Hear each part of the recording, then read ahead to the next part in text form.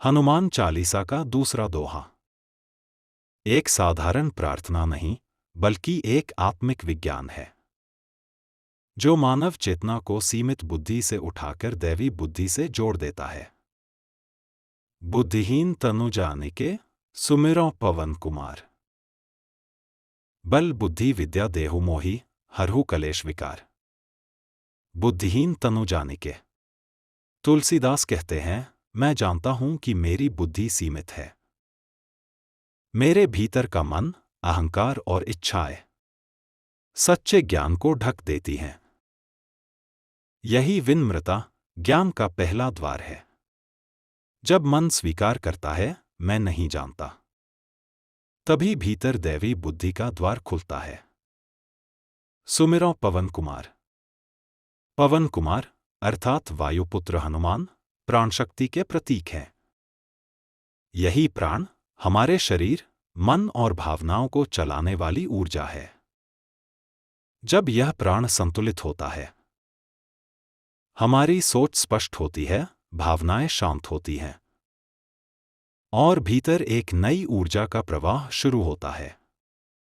हनुमान का स्मरण दरअसल अपने भीतर की प्राण शक्ति को जागृत करना है। बल बुद्धि विद्या देहु मोहि। यह तीनों वरदान जीवन के 3 स्तंभ हैं।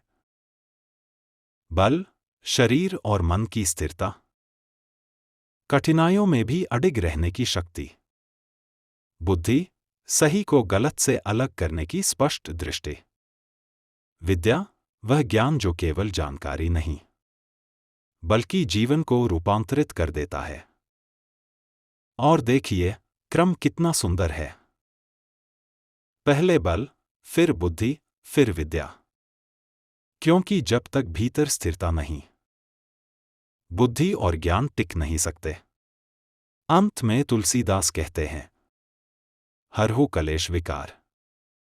हे हनुमान, मेरे भीतर की सारी अशुद्धियां, भय, क्रोध, ईर्ष्या और भ्रम, सबको मिटा दो।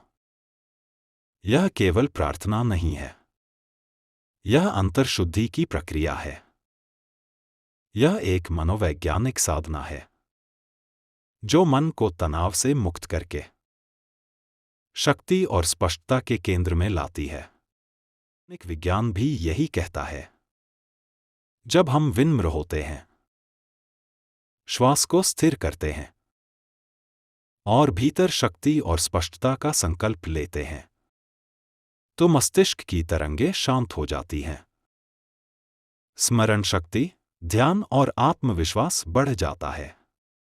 यही तो तुलसीदास का विज्ञान है। भक्ति के माध्यम से बुद्धि का पुनः प्रोग्रामिंग। तो जब भी मन भ्रमित हो, काम में एकाग्रता न बन रही हो या भीतर अस्थिरता महसूस हो, बस एक क्षण रुकिए, गहरी सांस लीजिए और कहिए, बुद्धिहीन तनु जानिके सुमिरौ पवन कुमार।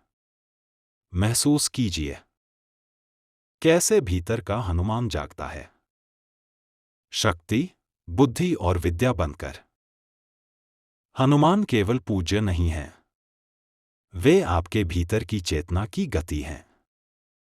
यह दोहा मनुष्य को सीमितता से अनंतता की ओर ले जाने वाला एक पूर्ण वैज्ञानिक मंत्र है।